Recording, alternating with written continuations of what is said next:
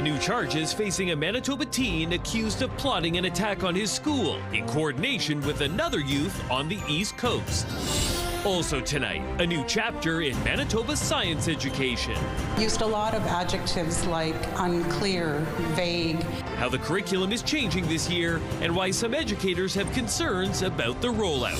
Plus, I'm Jeff Keel in Shoal Lake. Coming up, I'll tell you about a growing problem in rural cemeteries like this one.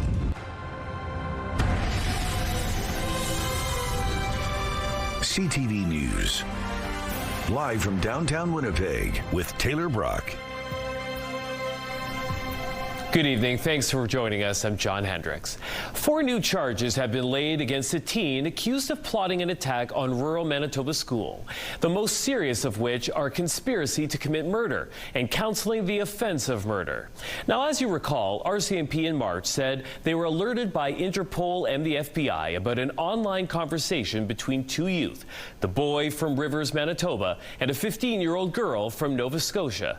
The alert said they were allegedly planning to simultaneously attack their respective schools, although it was not believed to be imminent. On March 16th, the investigation led Mounties to arrest the boy while he was on the bus to school, and while the girl was arrested later near her home on the East Coast. At the time, both were charged with uttering threats, and the girl was also charged with conspiracy to commit murder. RCMP say they executed search warrants at 2 properties associated with the boy here in Manitoba, seizing electronic devices and 2 firearms owned by a relative. The boy is also facing 2 additional charges of uttering threats. He was rearrested at the Manitoba Youth Center, where he is now being held.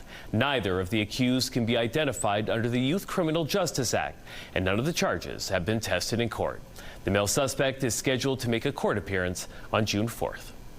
Mounties are providing more details tonight about the human remains found in a small community in the Interlake, and tonight they have a suspect in custody. RCMP say the remains are those of 39-year-old Daryl Lambert, who was reported missing March 17th. The force previously said Lambert was last seen 2 days earlier at a home on Lundy Avenue in the community, and his vehicle was found near the Riverton Motor Inn. The investigation led police to execute a search warrant on a property in Riverton. Tuesday, Lambert's body was found inside a vehicle. A 41-year-old man was arrested at the scene and is charged with second-degree murder. RCMP wouldn't say how the men knew each other or how Lambert died. The loved ones of a man fatally stabbed in 2024 are still searching for answers on the 2nd anniversary of his death. 2 years is a long time to go without closure, without justice. Family and friends of Leo Amos Caribou gathered today at Notre Dame Avenue and Isabel Street. It was there 2 years ago that Caribou was stabbed by an unidentified man during a confrontation. No arrests have been made, and his fiancée says the family has received little information about the investigation from police.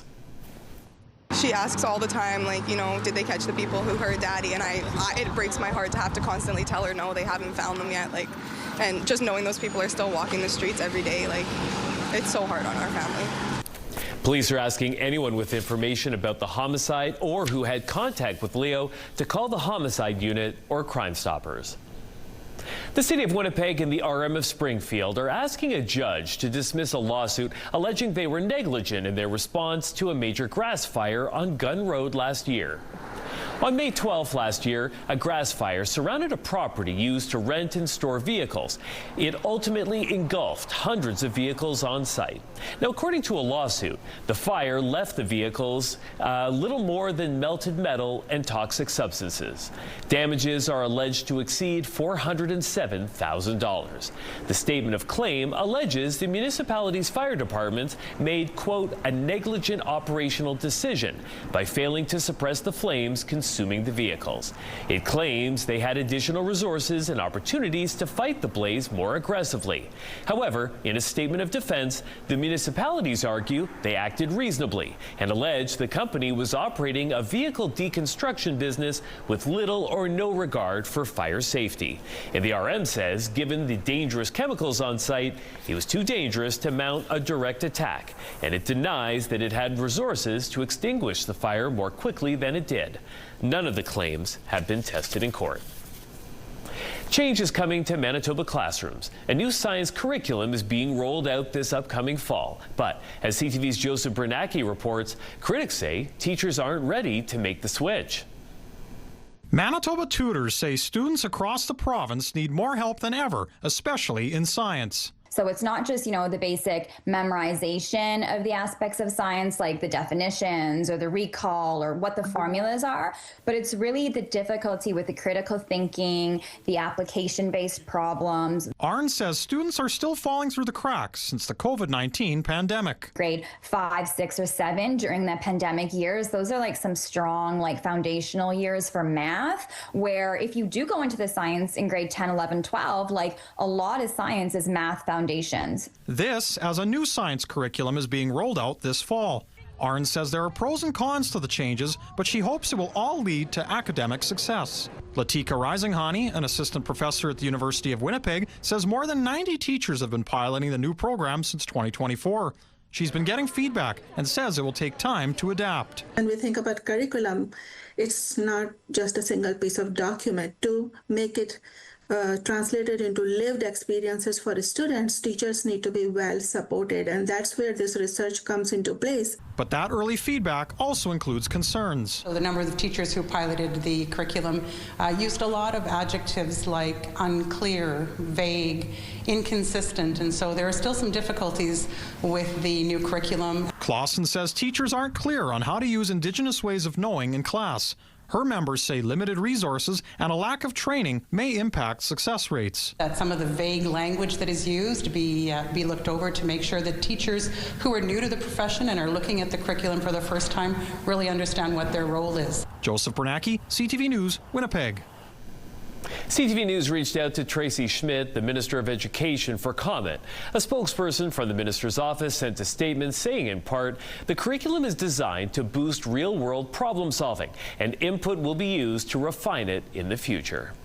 Manitoba has been dealing with a major windstorm today that's left a trail of destruction in its wake. Take a look at this video sent in by a viewer near Russell. As you can see, the roof of his mobile home was ripped off by powerful wind. Now, this wasn't the only location to see damage. In Niverville, trees were uprooted and crashed into sheds and light poles. Now, as you can see, it caused in one location the line to arc, and the tree caught fire. Manitoba Hydro and the fire department were on the scene dealing with the damage. Now, speaking of the wind, the city of Winnipeg is warning residents to be extra careful with fire and to take precautions as we head into the long weekend. The city says Winnipeg is at elevated risk for wildland and grass fires due to dry conditions and expected high wind. The Winnipeg Fire Paramedic Service is reminding you that fires are not allowed, even with a permit, if winds or gusts are higher than 25 kilometers per hour. Now, this includes fires in approved fire pits. The advice: check the forecast before striking a match. You're also reminded to dispose of smoking materials safely and educate children on the dangers of starting fire. And call 911 immediately if you see a fire. Time now for our first check on the weather. It's 19 degrees and cloudy. As you can see, there is a lot of wind out there still, 48 kilometers per hour with gusts up to 77. The barometer is rising, humidity at 42%. Now, tonight it's going to get a little cooler, 15 degrees, and a risk of blowing dust around. And your wake-up weather, 16 degrees with a mix of sun and cloud. If it was just one cemetery, that would be bad, but there's many cemeteries. A grave problem. Why some rural communities in Manitoba are sounding the alarm about funding their cemeteries.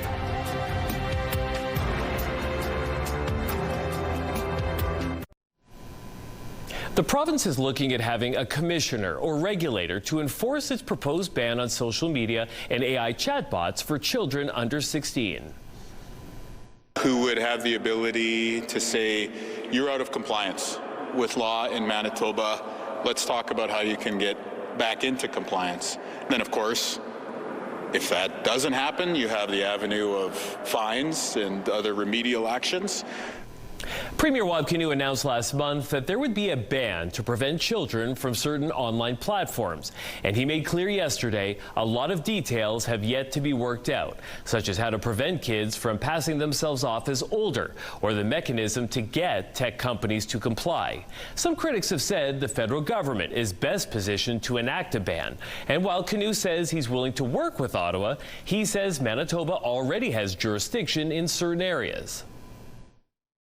Contract law, very clearly under provincial jurisdiction.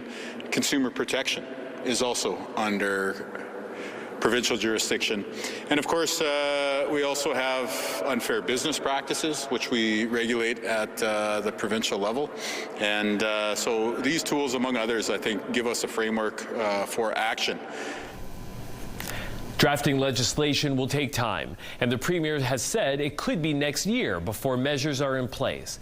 The legislature is set to break for the summer in less than 3 weeks. Meanwhile, the Premier is promising to expand paramedic training in childcare spaces for healthcare workers in Westman. Wabkinew says his government will provide $115,000 to Assiniboine College for 32 new primary care paramedic training seats. It's part of what's being called a rotating rural training model, with the first cohort beginning in Dauphin. Additionally, he's pledging to create 148 new childcare spaces at Brandon Regional Health Center, with a projected opening for next summer. It's all part of an effort to shore up healthcare staffing in the region. Now, in a statement, the president of the Manitoba Association of Healthcare Professionals writes in part, this new PCP education program is a start, but more training expansion is urgently needed to match Saskatchewan's 252 education seats. We can't afford to lose any more experienced paramedics while we wait more than 2 years for new graduates to finish the program. Grave concerns tonight about funding small-town cemeteries in Manitoba. Rural church groups with dwindling memberships are struggling to upkeep on their cemeteries. And as CTV's Jeff Keel shows you, those responsibilities are now being paid for by local taxpayers. The grass is mowed and the grounds are clean. This Shoal Lake Cemetery is looked after by the Yellowhead municipality. But it wasn't always that way. That's going to be a big burden on the municipal budget. Up until this year, it was maintained by St. Josephat's Ukrainian Catholic Church in town. But over the decades, the area's population and church membership dwindled to the point the church could no longer tend to the cemetery. Yellowhead Municipality Mayor Merv Starzyk should know he's also the church's treasurer. The church submitted a letter to the municipality and asked council if they would assume the maintenance costs of it, and it did pass at council. It's not just this one. Yellowhead is responsible for a dozen cemeteries. The maintenance duties for half of those were handed over to the municipality over the years. Starzyk says the maintenance costs are rising like everything else, putting a financial strain on the local government. If it was just one cemetery, that wouldn't be bad, but there's many cemeteries. And the mayor says this is happening in other municipalities too. In some cases, the churches close, leaving the cemetery behind. His council put forward a motion to the Association of Manitoba Municipalities convention last year, calling on the province for financial help. We have to have the province get back to the table with us to address the funding issue so that cemeteries don't go into disarray. The province points out it has increased municipal operating money by 2% every year. Plus, there is a $62 million fund available too. We feel that there's opportunities for municipalities to use some of this new funding and additional funding to address some of these issues. Mayor Starzyk cautions this might not be the end. He anticipates more churches will be asking for an intervention. Actually, I expect we're going to get more requests. Jeff Keel, CTV News, Shoal Lake. Getting proactive, how the city is trying to slap mosquitoes down before they even return to bother us. And we'll have your complete Skywatch forecast when we return.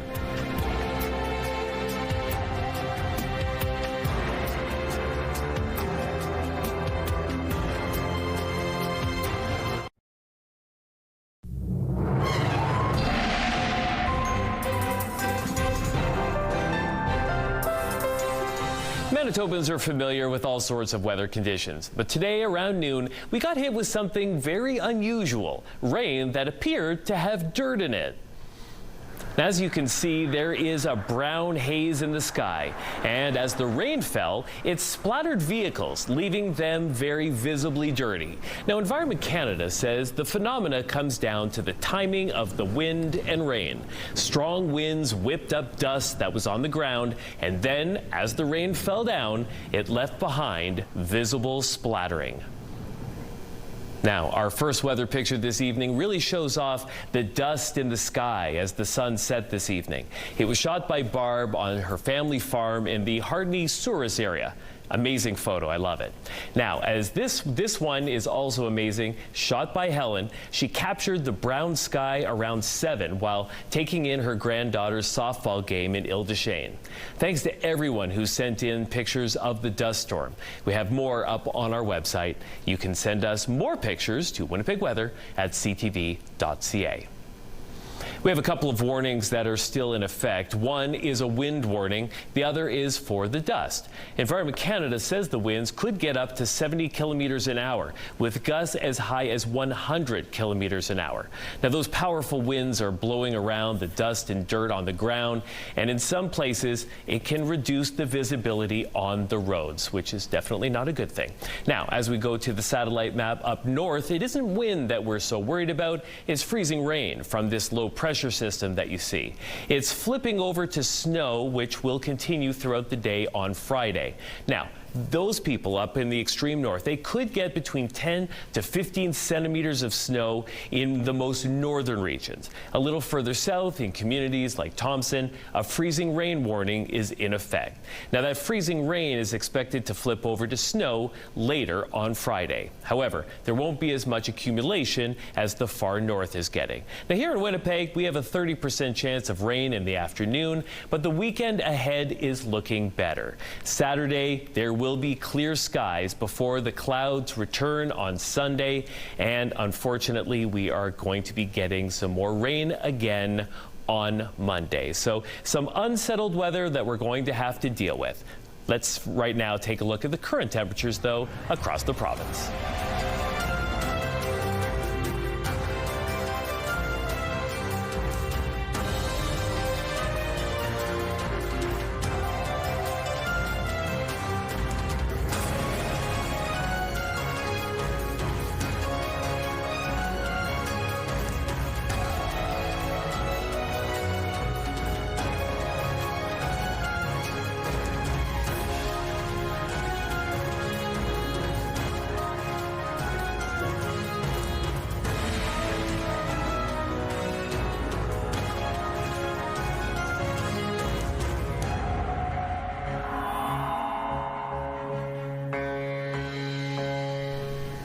The weather is warming up, and with it comes everyone's favorite pest, mosquitoes. But don't worry, the City of Winnipeg's annual mosquito control program is officially underway. The city says crews began larviciding last week. It's a process which targets mosquito larvae in their aquatic stage before they emerge as adults. The program utilizes ground equipment and 4 helicopters. The city is also monitoring and treating more than 28,000 hectares of water on an ongoing basis. The weather has slowed down the mosquitoes, but this is our usual start time of year. It's just with the weather conditions, it's been a slower progress on the larval development, and because of the lack of rain, there's been fewer sites to treat. The city will notify the public 24 hours ahead of any mosquito fogging and provide daily updates on where treatment is occurring.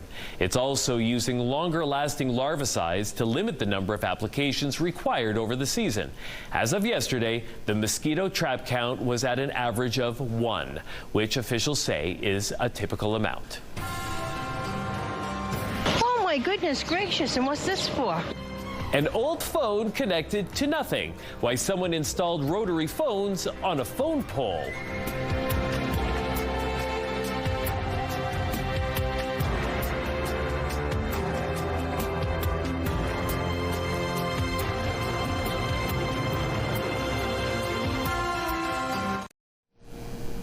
High school students at a school in Maine are getting a chance to do research on a real-life shipwreck. The great thing about doing this, every time we come out and we do a report on it, we kind of compile it. So we've got a good 10, 15 years of kind of long-term study of this wreck. At low tide, a nearby river reveals this wreck from the early 1900s. Students have spent decades checking it out, trying to figure out how it wrecked, where it came from, and what it was used for. They've even been working with the local Marine Institute, making this a real live living classroom. Stevie Wonder had that song, I Just Called to Say I Love You, but these days people rarely use their phones to actually call someone. Now that could be about to change, at least in one community. As CTV's Adam Sawatsky shows you, someone had the idea to put rotary phones on a pole. Well, Maggie Olson Moore is seeing them for the first time. Oh my goodness gracious, and what's this for? It's been a couple weeks since Eric Weeb noticed the phones attached to the pole. I thought it was kind of cool. Although the technology can seem kind of like a novelty now. Oh, rotary. There is something special. Yeah, I kind of miss it. About taking the time to dial a number. I mean, it feels like a toy at this point because it's so much fun. Well, the phones aren't connected to anything. Chelsea Turner noticed there is an invitation to connect with anyone you love. Call your loved one, tell them everything, and practice here. Yeah, that's really sweet. But the reality of actually accepting the invitation can feel really scary. Oh, what's going to come out? Who am I going to talk to? What should I say? And isn't it ironic, Eric says, that in this time when we're constantly connected to our phones, we're often using them to avoid connecting with people? They're kind of a distraction. It's more of a distraction, less of a connection nowadays. Which is why Maggie is so appreciative of this opportunity. Do we tell our loved ones that we love them that often? Often enough, and then all of a sudden they're gone, right? So yeah, happened to me too many times. So they summon the courage to call. Hello? Eric listens to someone who's been struggling. Remember you telling me that you were kind of going through some stuff? Hi, Tom. Maggie tells her husband all about the grandkids she's visiting. And Levi's feeling better, yep. And Chelsea? Hello, Nan. Tells her 89-year-old Nan, who helped raise her when she was young, how she's a never-ending inspiration. Because you are a wonderful woman. And no matter what each one began saying, everyone ended up communicating what all of us really want to hear. I just want to tell you that I love you a lot. I just wanted to call and tell you I love you. Love you so much. Mwah.